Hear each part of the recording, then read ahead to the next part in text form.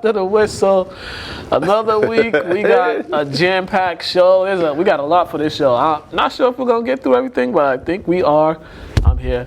Todd's here. Pedro's back there, doing his thing. I love the rated laugh. That villain laugh. All right, so we're going to get right into it. Hope all y'all having a great week. I'm tired, but let's get right into it. And, it was a shellacking that happened down in Miami. This wasn't much of a game. As we said this last week, this wasn't going to be much of a game. I mean, the Dolphins put up a good fight for a couple minutes, and everything that could go wrong for the Dolphins went wrong, and everything that went right for the Patriots went right. And they got Antonio Brown acclimated to the offense. It really got him early. He caught his first 4 passes that was thrown to him. I think he had like 8 targets. So this was kind of like a scrimmage for the Patriots, just to try new things and put players that don't normally get in to see what they can do, and hopefully they could use them later on in the season. Yeah, Miami, I feel bad for y'all. This team gonna be probably worse than the team I think in 2008 when they were predicted to go to the Super Bowl and they win a game all year.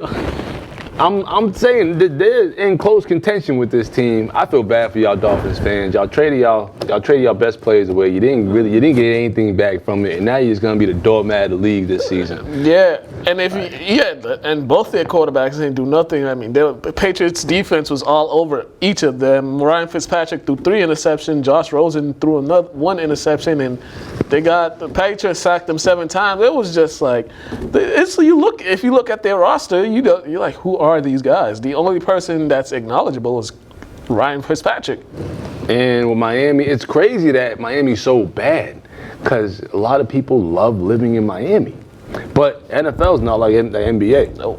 You know what I mean? It doesn't matter what state your team's in. If your organization's ran like trash, nobody wants to play for you. And speaking of them being ran like trash, they traded away their best defensive back for a future first-round pick. They traded Minkah Fitzpatrick to the Steelers a couple days ago. They're basically cleaning slate. This is terrible on so many levels. I don't understand why the Dolphins. Well, I do understand why they did it. Now they just stocking up draft picks. But if I'm Brian Flores, I'm like, yo, I might not be here in December because the way things are going, the GM might get fired, the president might get fired, and then when they bring in a new regime, we know who's the first person that's going to go? It's going to be the head coach. So, I mean, he took this job, but he should not have taken this job because this team has no direction, and especially for a black head coach, they are not putting him in the best position to succeed as a coach. I totally agree. And this is professional sports. There's no reason why you should have a team that's this bad. Like, I seen a meme when they threw him on the XFL roster, the XFL schedule, because of how bad they are. They even had the one that had the Dolphin logo being like, all right, I'm out. Yeah, like, it's bad. It's like, you can't expect people to want to pay for these games when they know it's not even a competitive game. At least with most professional contests, you know it's going to be competitive at least. At least competitive. You go into the game like, all right, my team has a chance. It's sad that, like, they're making it so the Dolphins have absolutely no chance to win any games. And they got the Cowboys coming up next too, so good luck with that. I mean, if they win that one, they might as well have a champagne toast. Bro, they might need to treat some of these teams like overseas. Like if you don't finish 500 or finish last, you get dropped, bro. Like you can't play for a year or something. Because there's no reason why professional clubs should be ran like this, bro. Yeah, it's pretty bad. It's the number 1 sport. In the U.S. Yeah. So like. It's bad. It's bad down there in Miami. But like, come on. Kudos to the Patriots. Good road win after last year. What happened down there when they lost down there on that? I don't even want to talk about that. They got the Jets coming up next. Another team. Woo! We'll talk about the Jets right now. Actually, woo-hoo! Their offense is hard to watch. My goodness, I don't know who's out there. Le'Veon Bell got to be like, why did I sign to this team? Their starting quarterback was out with mono. Their backup quarterback got hurt. He tore ligaments in his ankles. That was a dirty play right there. That dude, that hit right there was a dirty hit. He got flagged for it, but it was unnecessary. And the Browns spent the whole week talking about the Jets' defensive coordinator and how he teaches his players to do dirty hits, to play dirty, and then they do a bunch of dirty stuff, the Browns, during the game. So it's like, okay, guys. But this is good for the Browns. This was a good way for your offense to, get something going. But kudos to the Jets defense. They played them well the whole game. The only problem is they were on the field too long. The offense kept getting 3 and outs, so that's going to wear them down. I mean, that's going to be how the season's going to go for the Jets. Granted, what's his name, Falk? He's all right. He's not bad, but he's not going to get you any real wins, to be honest. He might get you a couple by some bums that you might come across, but you're not beating any good teams. And Baker played all right, you know what I mean? That Baker... He's young, though, so... Remember what I said when people got the film on Baker? It's really showing because he's really, besides that connection, that 89-yard connection with OBJ, he wasn't, it's like he tries to rush the pass or he tries to force things in, and when you get him out the pocket or when you get a little pressure on him, he's really antsy. Like people pick, it's been shown the past 2 games. That's kind of how we played in Oklahoma though. But also understand, like he's young too. Like I feel like we hold a lot of these quarterbacks to the standards of Hall of Famers that we've been watching for half our life. Only those that talk. Only those that talk like they've accomplished things in the league. I respect that, but that's what young people do. They run their mouth and then it slaps them in the face. So he's getting a little bit of both, but they're gonna get the ball to Chubb more. Yeah. Only 18 carries. He's shown he can be productive. OBJ and then Landry barely did anything. So they're gonna be all right, bro. And they're very undisciplined. But very, very undisciplined. Thing about them though, as long as they beat the bums, they'll be all right. That's the first step of being improving and your maturation. And we look at this, they had another game. They had 9 penalties in this game for 85 yards. These guys are not disciplined at all, and it's like you're not gonna win. You're not gonna go far if you keep accumulating all these penalties. You had 18 in the first game. Now you have 9 here. I mean, granted, cut down by 50%, but geez Louise, cut down on the penalties and you'll be okay. Definitely. But in the Browns' schedule right now, they have they got a upcoming game. They got the Rams, then they're going to the West, then they go to the Ravens, then they go back to the West Coast. Actually, they got the Rams at home, then they go to Baltimore, then they go fly to the West Coast to play the 49ers, then the Seahawks, then the Patriots. That's a tough stretch right there. It definitely is. But granted for them, after that, they have the Broncos, the Bills, which we're going to get into, the Steelers, and the Dolphins. They have a good stretch of games they should win, and then they have some games we're like, woo, you guys going to have to play solid football to come out with some victories in some of these upcoming games. But they got a tough first half of the schedule. No, definitely. But and about Bell, too, man. Like, Chubb had 18 carries, 62 yards. Bell had 21 carries, 68, bro. You sat out the whole year. You need more production because Zeke's out there working. Adam Gase, that's the head coach. That's the genius head coach. I don't know what he's doing. But for him to get more carries than Chubb and, you know what I mean? Last year, just like, bro, you had a whole year to relax, get conditioned, train. You should be pedal to the metal. Granted, it takes a couple games to get acclimated and get used to the feel of certain things. But, you sat out the whole year, bro. It's time to work. And he's the only offensive threat on the team. So, come on, man. They're counting on you. All right, the Pittsburgh Steelers, woo! So injuries was a thing for week 2. Ben Roethlisberger apparently hurt his elbow, and he was done for the season. He's going to have season-ending Tommy John surgery. Mason Rudolph is going to come in to take his place. Granted, they just added Minkah Fitzpatrick. Now, they didn't play too bad against the Seahawks. They actually were in position to win this game, but the Seahawks just made some crucial plays down the stretch. So now it's where do they go from here, because their defense needs to step up and their offense needs to get it together. They can't continue to start slow like they have been the past couple of years, man. Now your leader is out. You got to band together and just be a better team overall. And Rudolph, he's not that bad. Some of these backups are like decent people. Like, he's been a backup not people, but decent players. Like, and it's like you don't like the way that game felt. Like, he could have came in there and won the game for him. Mm-hmm. He had opportunities for it, but Seahawks and Russell, they're experienced, better overall team. Yeah, and he's been in the system for I think like 2 or 3 years now, so I think he should understand it. And one of the receivers on the roster for Pittsburgh, they played together in college. I think James Washington, him and Rudolph played together in college. So he got potential, but for them, they need to get more out of their running game. We got James Conner, 11 carries, 33 yards on 3 yards a carry. That's not going to cut it. But if we look at the other side, Seattle, we're going to talk about some of these undefeated teams in a little bit, but Seattle, that's 2 impressive wins against AFC teams, one at home, and then traveling on the road from Seattle to the East Coast, which is always tough going from one coast to another. But they just came out, they made plays. Russell Wilson is playing really well. 29, 35, 300 yards, 3 touchdowns, no interceptions. And he's not holding the ball as long as he used to. He's actually getting it out there, not taking unnecessary sacks. And these guys, Tyler Lockett's making plays. The rookie DK Metcalf, he's actually proven to be a pretty decent receiver for a rookie right now. So yeah, that's all Russell needed, man. Was more weapons, because he lost a bunch in the past couple of years. So he got some weapons. He's figuring it out. He's playing well. He's playing the way he should have been playing. Yeah. Another guy who's been playing really well. We're gonna get into Lamar Jackson. This guy, Lamar Jackson, is out to prove everybody wrong that tried to tell him to become a running back or a wide receiver. He had another solid game against the St. Louis.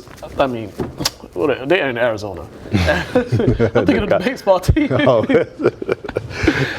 Against the Arizona Cardinals, and it seems like he ran the ball 10 times for over 100 yards, and he threw for over 200 yards, and it seems like they're actually designing plays for him to, get the ball to the playmakers, not having him hold the ball too long. And then, they got Hollywood Brown making plays down the field. It's like this team is, granted you beat 2 teams that aren't going to be really good, but hey, get the wins get them as they come, because winning's hard in the NFL. Nah, definitely. I think Lamar's figuring it out. He need that year in the league, just because you could tell even him in college, he did better that second year under that system, just because he was a redshirt, right?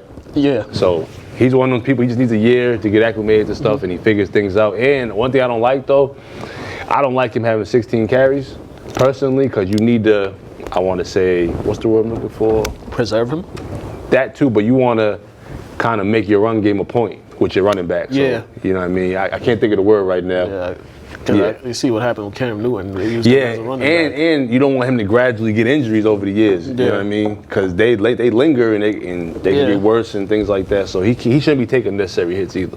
Yeah, I think he's the first. He might be the first player in NFL history to pass for over 250 yards and rush for 120 yards in a regular season game.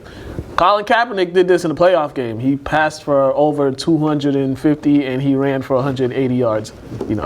Just putting that out there. And in 2 games, he's 41 for 57, 71.9%, 596 yards, and 7 TDs with 0 intos. Zero. That's the biggest thing. 0 interceptions. He's not making dumb mistakes. He's not forcing the ball anywhere. He's making smart decisions.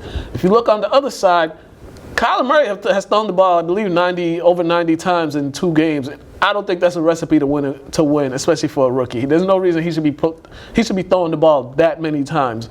50-something last game, 40 this game. I'm not a big fan of, I'm not a big fan of throwing the ball over 35 times.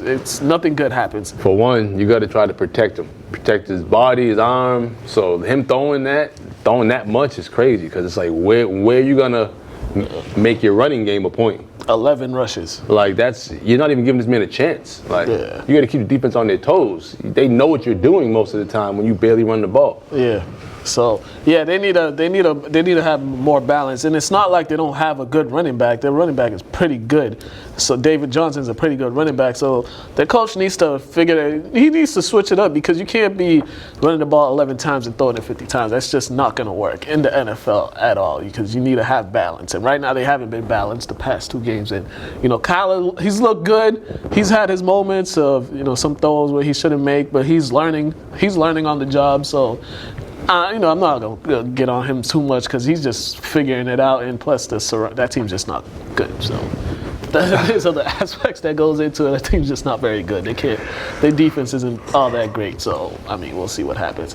All right, there's some injuries. Drew Brees hurt his hand against the Rams. The Saints fell in that game, and the Saints have more beef with the referee after this game. There was a play that happened, I believe, in the first. Jared Goff fumbled. Cam Jordan recovered it, and he was running all the way. He was running, basically going to score a touchdown. And for some reason, they blew the play dead, which I didn't understand, because usually you just let the play out, and then you just go look at the replay and you look at the replay afterwards to see if it actually indeed was a fumble, which they did look, and it was a fumble. The Rams ended up getting the ball, but it cost them a touchdown, and it's just like, I mean, I feel like y'all are just, messing with the with the Saints at this point, because there legit was no reason for that whistle to be blown, for that play to be blown dead. That's how I felt. I felt like that look on his face. He was like, man, you guys are always screwing me. If it ain't one thing, it's another, bro. And that one, that was bad. That was bad because you didn't even you're able to replay the plays to find out if it's not. So you don't just mock it a dead ball. Like that was dumb. Like, I don't know, man. Yeah, it's pathetic, and you just let it play out. I mean, you got the replay. You got replay for a reason, and this is why the refs aren't as good as they used to be, because they have replay.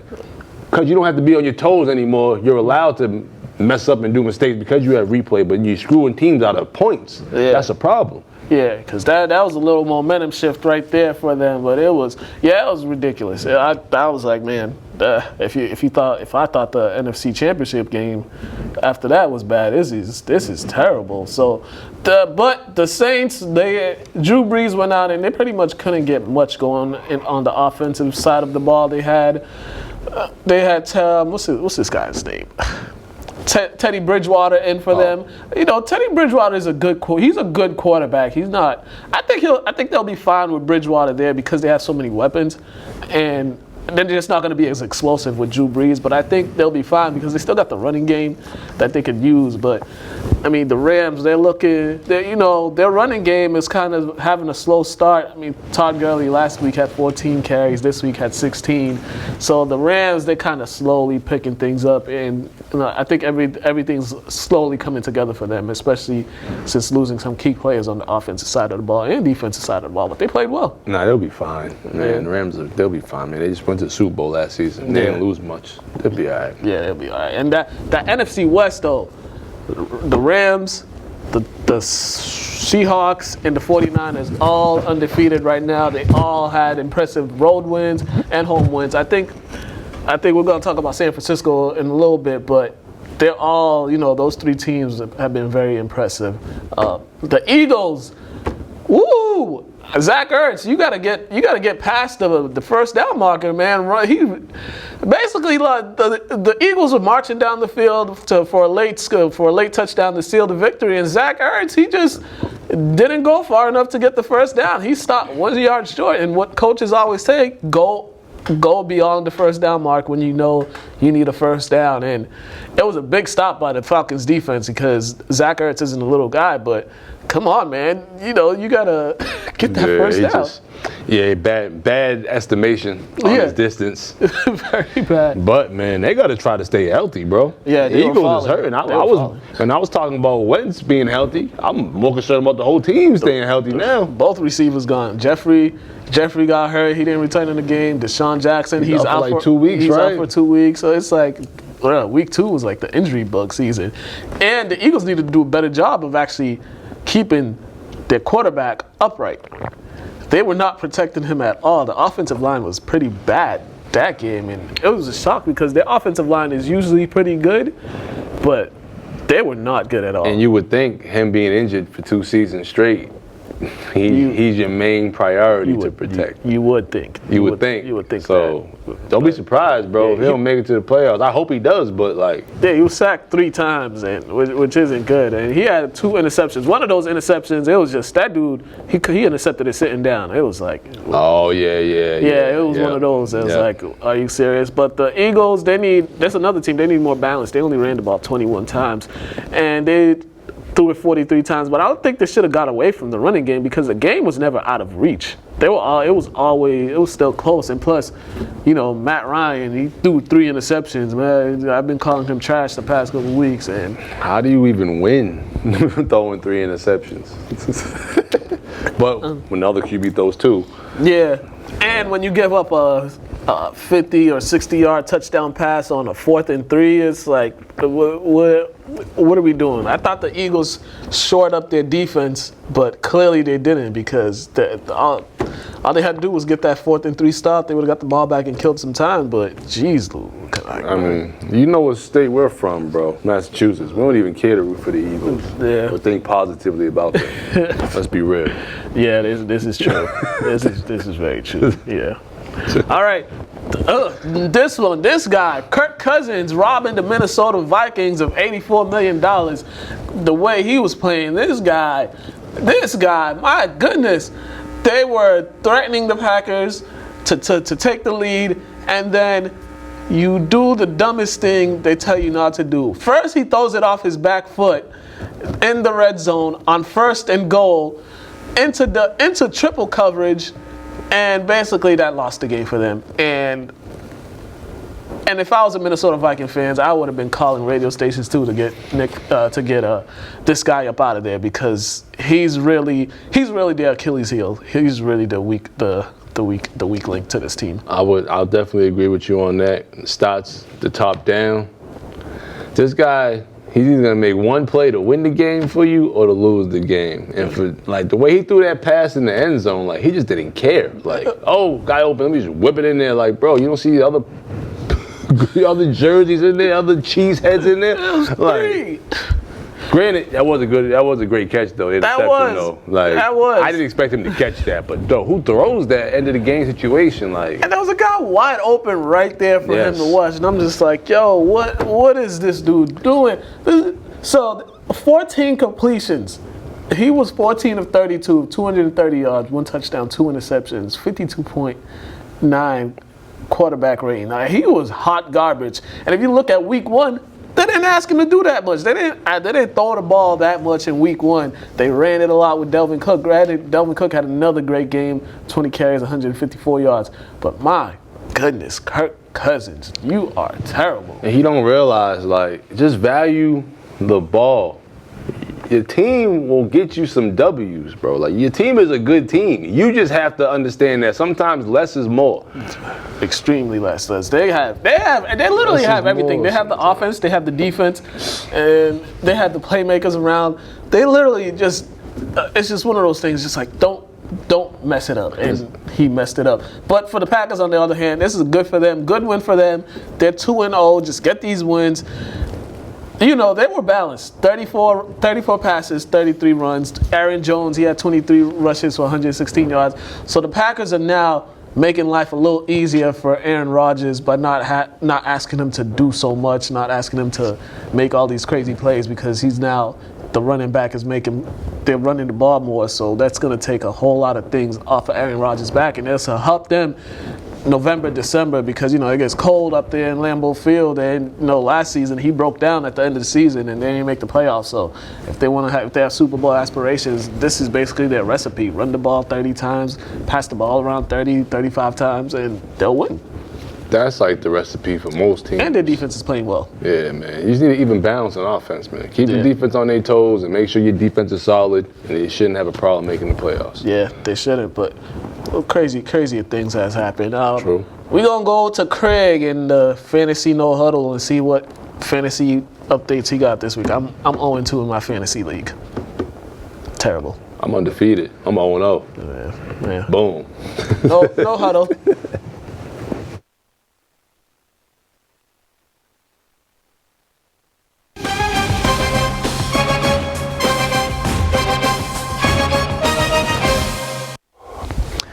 What's going on, everybody, and welcome to No Huddle here on After the Whistle. It's your boy Craig. You might recognize me from my shows, The Flex, The End Zone, and Tell of the Tape, brought to you by Gym Bag Entertainment. Check out our YouTube channel for sports news and football and combat sports.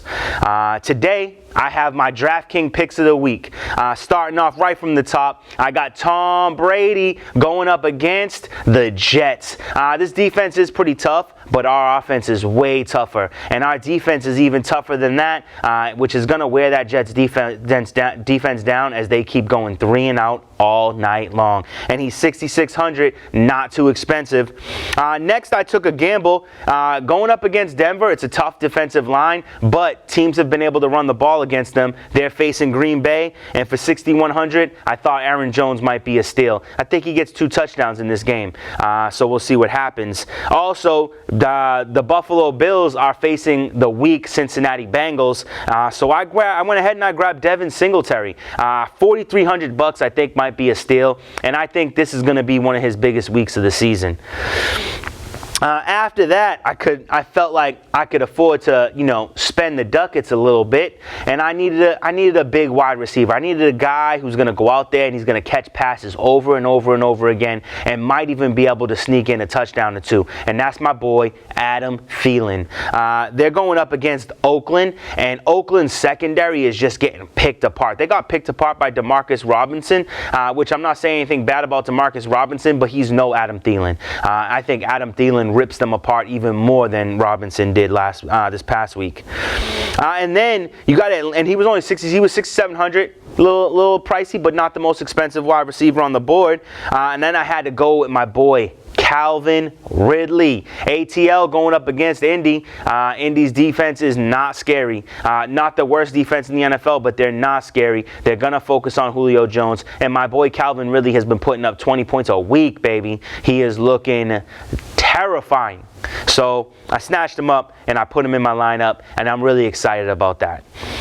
Next on the list is I have Randall Cobb. And you're going to be like, Randall Cobb? What do you mean Randall Cobb? Yes, Randall Cobb, baby. They're going up against the Miami Dolphins. That's like going up against a high school football team. It might be the best high school football team, but it's a high school football team nonetheless. And we're talking about the highest powered offense and one of the highest powered offenses in the NFL. And on top of that, Michael Gallup is out. So Randall Cobb becomes number 2 on the list, and I think that's going to be smash mouth. And then I had to go with the best tight end in the league this year, right now in the past 2 weeks, is tight end Mark Andrews. $4,600, that's highway robbery for that dude. I love it. He's putting up huge numbers every week, 30 points this past week. Don't sleep. They're going up against Kansas City. Kansas City's defense ain't that scary, especially not the tight ends. And then in the flex position, I had some money to spend, and Minnesota going up against Oakland. I think they can run it all day. Dalvin Cook has been on fire. He has been killing it. I think that anybody who drafted him got a huge steal. They didn't know what they were in for. This boy is back, and he is ready to play, and he is going to tear up Oakland's defense all night long. And then finally, I went with the best defense in the NFL, my boy, the Patriots, baby. They have no holes in their defense. They're dominating 2 pick-sixes last week, sacking the quarterback all day. They're putting up 30, 40 points a week. It's going to be awesome. So that's the lineup for you. Tom Brady, Aaron Jones, Devin Singletary, Adam Thielen, Calvin Ridley, Randall Cobb, Mark Andrews, Dalvin Cook, and the Patriots defense is going to be, this right here is the list. This is the list. Put it in your DraftKings and make that money, baby. Until then, check me out on Gym Bag Entertainment on YouTube. And after that, have a good night.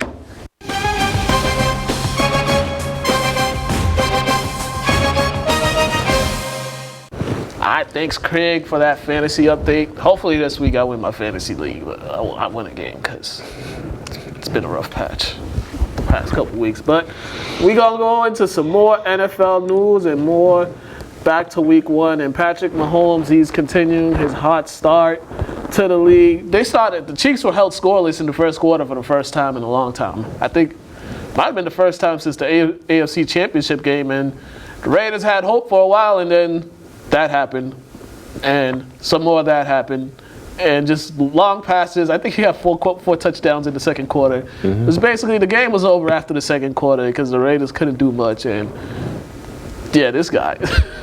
I knew it was only a matter of time for that storm hit, bro. Like, yeah, they played them well for one quarter, but the Chiefs is like that AAU team that, like, they ain't gonna play that much defense, but can you outscore them? Yeah. You can't outscore them. They just straight cooked them in the second quarter. At least they play defense this one. Oh yeah, no, definitely. I'm not saying like AU teams don't play the defense at all, but you know the teams that you know are gonna put 100 on your neck. You know what I mean? 80 to 100 on you off rip. Yeah. This is the football version of that. The Chiefs. Yeah. And Mahomes already got 821 yards in 2 games. Yeah, point exactly. It's like, what can you do with this? There's not much you can do. He's got, I think him and Dak are tied for the touchdowns, 7 touchdowns, and Mahomes has yet to throw an interception. So Mahomes and Lamar Jackson both have 7 touchdowns with no interceptions. They have yet to throw one. And, well, Matt Ryan got 5 interceptions in 2 games. But, yeah, this Chiefs offense, man, and their best receiver is not even there yet. Their best receiver's still out. Tyreek Hill's still out. They don't even need him. They really don't. They don't even need him. Save him for the playoffs. When they get him, Jesus it's like, Christ. Yeah. Like, you don't need him. Yeah, now I just hope they learn their lesson about staying on sides. But the Chiefs starting off 2-0, it's really right now looking as if it's going to be a 2-team race between them, the Patriots, and sneakily the Browns. I don't know if sneakily is a word, but This today. it's today. Yeah, we just made up a word. And sneakily. the Ravens, you know, the Bills. What are you talking about? The sneaky good teams in the AFC. Also, too, them 2 injuries to them QBs kind of made it so you got 2 teams that might be able to come from behind.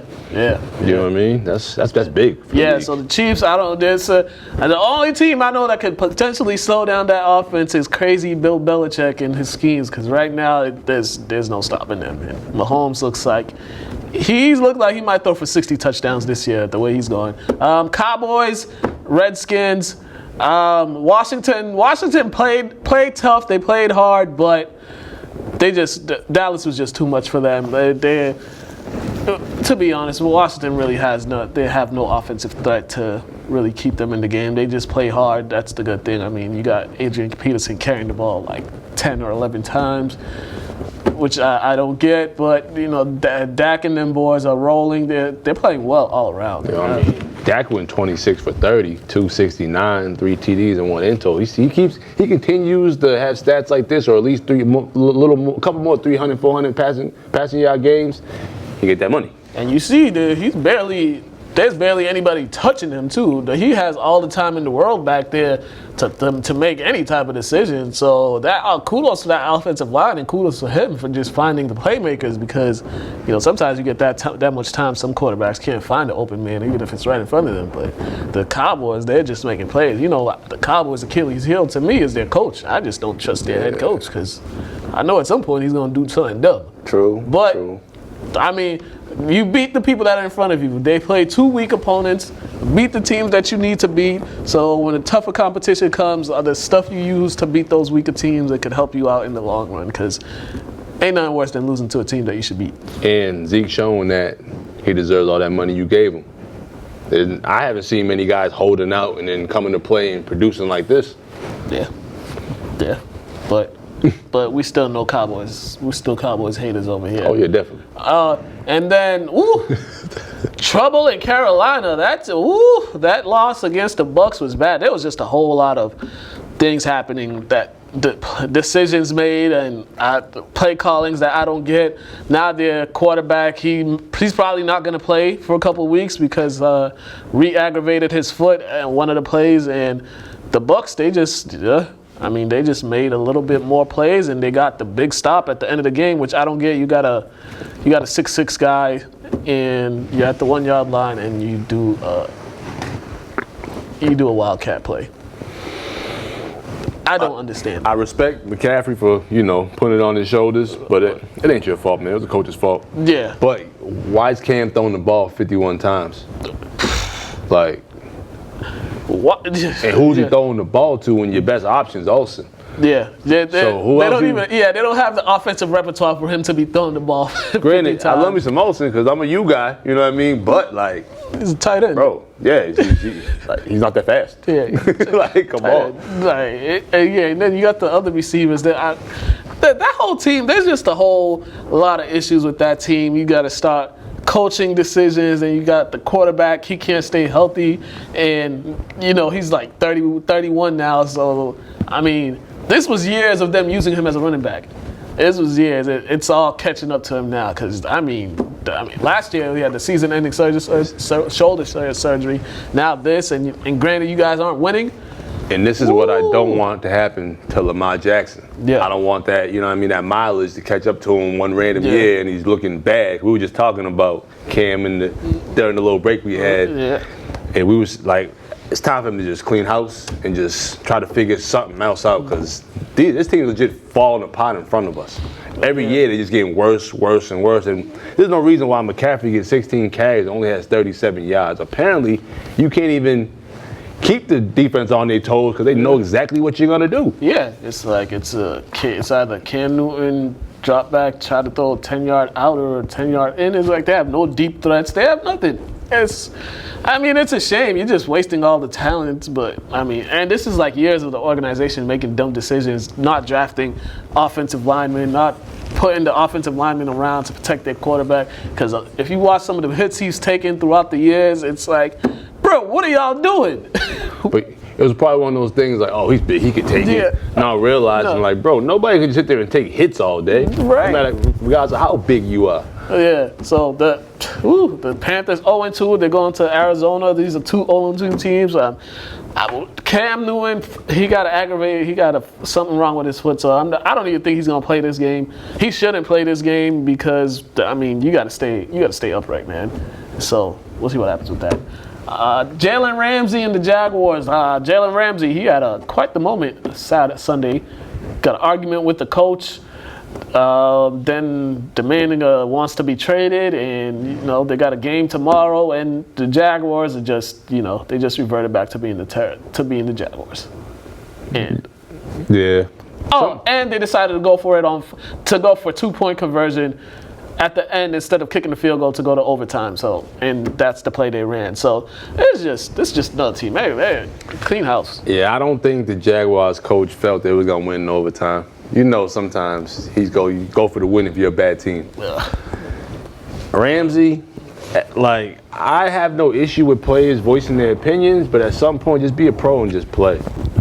Like, pick and choose the times where you tell your coach you want to be traded or GM or something. You don't do it in the middle of a game or just be professional. He did it on Monday. Well, my bad. After a game, yeah. Well, even during the game, be professional. You're not going to see eye to eye with certain coaches, but at a certain level where you need to just slow down and chill because it's millions of people watching you. Like, yeah, you can't be sitting there arguing with your coach when people are watching on the sidelines. Like, it's not that serious. Or go in his office or something and have your piece. Or in the locker room. Yeah, like don't do it in front of people because now it's going to make headlines. And y'all done already made headlines for the wrong reasons. Yeah, y'all suck already. Yeah, but the Texans got the win. There's not much to talk about this game because it was an ugly game. 13 to 12 was the final score. So there's really not much to talk about. But Thursday Night Football, Titans and Jaguars. Yay! Jimmy G. Jimmy G and the 49ers, I think they've been the most impressive team so far early on in this season. 2 road wins, the Bucks and now the Bengals, and it was like a tale of 2 games for Jimmy Garoppolo after week 1. He kind of had a slow start. Didn't play all that well, made some key plays, but this one he played a lot better and he was finding his guys. Yeah, coming off that injury. You know what I mean? Him playing the first regular season game, he probably got a little jitters. He probably held himself to a higher standard than the usual and just didn't produce the way he wanted to. And then, second game, you calm down. Yeah. You get acclimated, you get comfortable, you go out there and kill. What I like about the 49ers is they ran the ball as a team 42 times. Matt Breida had 12 carries. Raheem Mostert had 13. Jeff Wilson Jr. had 10. Raheem Mostert almost had 100 yards. He had 83 yards, and Breida had 121 yards. So they were very, very balanced with this one. I just like that they ran the ball so many times. 25 passes, 42 runs. That's a good recipe for success. And what people don't know is their defense got a whole lot of young talent, especially on that defensive line. So This team. I mean, this is probably a team we're gonna be looking at the end of the season like, okay, this team, they got the talent to make a Super Bowl run. Yeah, I was watching this game with a couple of friends. We were just questioning, like, are the team they're playing that bad? Or are they just that good? I think they're just that good. Yep. Because you got a balanced run offense like that, and then your QB only has to throw the ball 27 times with 17 completions for 297 and 3 TDs. It's like, that gets no better than that. And on the road too. The first 2 games on the road. I mean, like, the hardest thing in the NFL is winning on the road, and they had to go, all the way to Tampa Bay and then to Cincinnati. Mm-hmm. So that's really impressive. Not a lot of teams can do that, especially in back-to-back weeks. So yeah, they definitely have the most impressive start to the season out of all the teams so far. And I think the biggest thing we said was Jimmy G has to stay healthy. Yeah, that's the biggest thing with their team. So he's doing that so far. Yeah, he's definitely doing that. All right, and last, New York Giants have named Daniel Jones as their starter. I mean, we all kind of saw this coming, kind of, sort of. We knew that Eli Manning's time is up, but Eli Manning is being the scapegoat here. The Giants just aren't very good. Their defense isn't very good, and their losses has not been Eli Manning's fault. They can't stop anybody. That's a problem. Eli doesn't play defense. Granted, Eli isn't there's a lot I can say about Eli, but geez Louise, that team has a whole lot of issues, and Eli Manning is if I had to go down the list, Eli Manning would not even be in the top 4 or 5. And this is crazy because before he used to always be the issue, but now it's like he has a line. He showed that he can produce out there if you get him some stops, and now you just want to just yank him. Yeah, I see, and but that's New York for you, bro. That's why they ain't never gone. They ain't going back to the Super Bowl no time. Now the question, we talk about the Bills, but they're the Bills. I mean, Josh Allen, he actually has played a lot. He played better this game. He played way better this game. He didn't, he made some key plays. Good pass. He made no dumb decisions. Like, that's one thing I always question with quarterbacks is when they make dumb decisions. Josh Allen, he didn't make the dumb decisions that he usually makes. So that I'll give him props to that. But this is more so about a New York Giants thing. Oh yeah, and he didn't run the ball as much. He only ran it 7 times. So, I mean, it's good for him. But the Giants with Eli Manning, since this era is coming to an end, is Eli Manning a Hall of Famer? I gotta look at his numbers, but he got 2 Super Bowl rings, bro, and that's usually that's literally what's gonna get him in, because you gotta win. He's 116 and 116 record as a starter. He's exactly 116 and 116. Ain't no Hall of Fame numbers, but he got 2 rings, so who knows? And he's a Manning.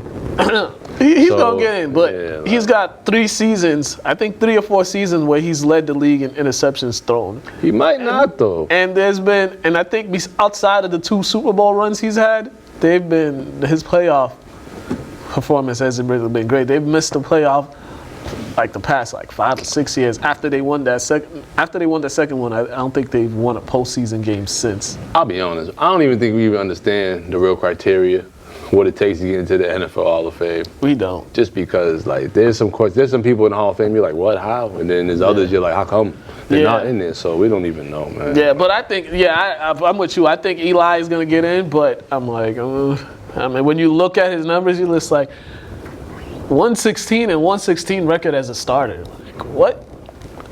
Like, them defenders should get in the Hall of Fame. Yeah, I know, right? For real. And lastly, before we go into the athletes' corner, go look at some of these standings. Some of these teams that are undefeated teams we got so far early on in the season. So we have Patriots, the Bills, the Ravens, the Chiefs, the Cowboys, the Packers, and Seahawks, Rams, and 49ers. Out of all those, who do you think so far in the past 2 games, out of all those teams? Most impressive? Yeah.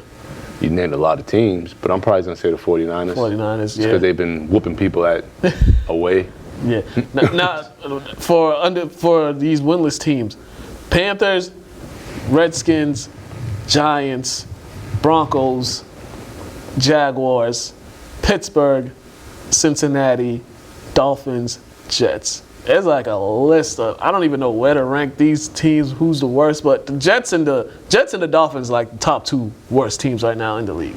Yeah, we had this conversation about how saying like there's like good teams, a lot of bad teams, and there really aren't much in the middle, bro. Yeah. Like you just named so many like 0-2 teams right now. Like it usually would have been a whole bunch of 1-1s. Yeah, it's quite ugly.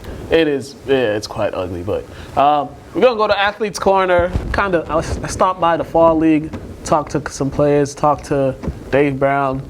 You know, some of them kids were trying to call me out, but I told them they don't want the smoke. Athletes Corner, and then we all come back and yeah, do what we do.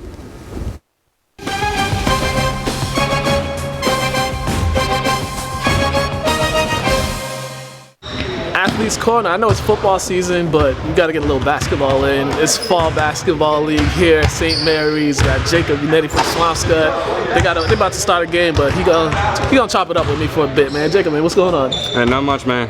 How's Doing good.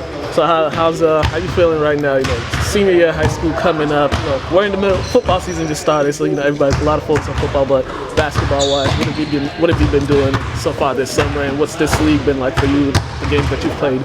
Oh, I'm really excited for this season. You know, we've been working all summer, working all fall, just preparing for a good season. And I think we can make a difference this year. Yeah. In playing in leagues like this, what are some things that you're looking to work on yourself that you could take from here, and then as basketball season rolls along, that'll help your game and help your team? I think just looking at my teammates and keep the work ethic. Every day you got to go in the gym. The teammates try to get the game up and improve whatever your weaknesses are, and I think that's how you help you get better. Yeah, what are some of the things that you personally have made an emphasis to improve on this summer? Oh, yeah, just getting stronger, honestly. I think that helps out with majority of my game, like driving, scoring, playing defense, especially. And I think that's really helped my game out. Now, this league's been a couple weeks in. What have been so far? What have been some of the good, the bad, and the improvements, things that you've seen that's been improving? I think our chemistry's starting to improve, and I think that's going to help out with everything else. But something we need to work on is communicating. Okay. That's like a big part of the game for us because we get a lot of confused on picks and stuff. So I think that's something we need to work on, and I think it'll help us out immediately. All right, now I see you guys out here getting your sweat on, getting the pregame workout in. I need to know. This is a very important question that everybody want to know. Who on the team am I going to be able to take one-on-one? Who on the team? Oh, Ethan Eichler for sure. Ethan Eichler. Yeah. Why is that? He can't play. That's it. Okay, so even if I was a scrub, I'd still be able to. Oh yeah, for sure. Okay, so there you have it. I'm not a scrub though. He could get this work too. I'm a bucket. He's a bucket. I'm locked down. Me and him got to set it up. Me and him, we'll see. Tell the camera what's going to happen. Hey, I'm good from here now. That's it. My man Jacob Unetti, man, thank you. Thank you. Thank you. I got another player here, Kenny Okoye from Saugus. The height difference over here. Kenny, what's going on, man? How are you? I'm doing good, thank you. Just chilling, a little basketball grind, but I have to. So far this league, a couple weeks in, what's been some things that you've seen that's been helping you guys as a team and helping you as a player? We have a better tendency of looking for the open man, setting screens, bumping down. Just team ball. Just team ball wins games. So as long as we're passing and we're helping each other out, we'll be fine. Yeah. What are the things that kind of can help that with you guys in this league that you guys are gonna be able to take during the season? Or what are the little things that you guys working on here so when the season comes, you'll remember, oh, we worked on that in this season, now it's carrying over? There'll be little things like leadership roles. If your teammate has a bad day, off day, you just pat him on the back and say, keep going, keep taking those shots. Even little things like hanging out with his team after this or like before it. There's some team bonding. The closer you get with your team, the better you guys get chemistry, and good things happen on the court. Now it's football season. Yeah, we're all entrenched into football season, but why do you think it's so important that the leagues like this happen while football season happens, and it happens on a day of the week when there's no football games, everybody's in practice. The more time you spend away from basketball season and you're still focusing on basketball, the better you get. So as long as we're doing this, we're all getting better. Everyone here, the opposing team, my team, we're all getting better because we're over here working for it, you know?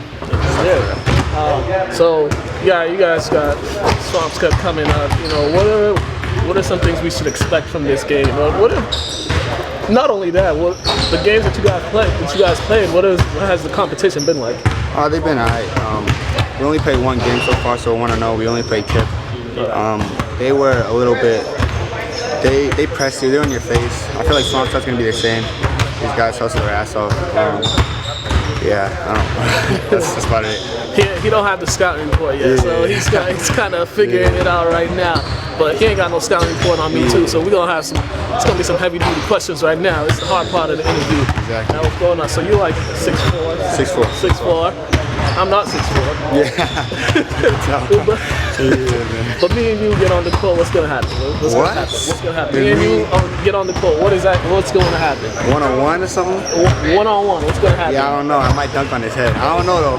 I don't know if he get ball. I don't know nothing about him. But I'm confident in my abilities of dunking on him. I just let you know, I come from there. We don't get. Don't let the hype fool you. Don't let the hype fool you. We don't get. I don't know, bro. I don't know about that, man. I don't know, man. He's African, so I believe the athleticism, but I don't get dunked on. Don't nobody dunk on me. He's capping, bro.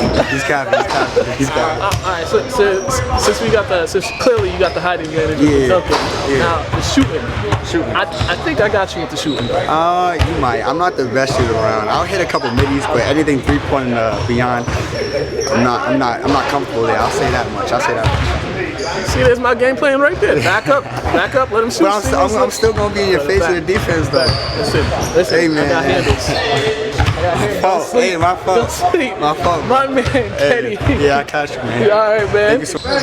You got the coach, St. Mary's head coach Dave Brown here. What's going on, Dave? Not much. How you been? I've been all right. So you've been putting together this fall league. What was your thought process in putting this league together? We've been doing it for a few years now. This is probably the 5th or 6th year we had it. This gives an opportunity for the kids to play together against good competition. Get our local teams out here, get ready for this upcoming season. Yes, and it happens during the time football season is happening, but you guys have the games at a good time where, you know, the football teams are practicing, it's not on football days. So what do you think for these kids, what do you hope they get out of it to try to improve on their game? Well, obviously getting used to playing with each other. The young kids get an opportunity to play against some varsity kids that have experience, they get used to the game speed. Get an opportunity to play against some local college coaches. You know, any given Tuesday or Thursday night we'll have 5 or 6 college coaches down here, so that's always a plus as well. And then just get used to playing with one another. I think that's a big thing. Yeah. Have you, with the years that you've been doing this, have some of the players that's played in this, what have you seen from them after the fall season's over and the basketball season starts up? What have you seen from them that they got out of the sleep that transitioned to the season? Well, I think the big thing is the camaraderie with the team and their teammates, getting used to playing with one another, especially if it's new kids coming from the JV to the varsity level. And then also I think it's big for the young kids, you know, a freshman or sophomore will be playing against some juniors or seniors for the first time in organized basketball. It definitely helps them prepare for the upcoming season. Yeah.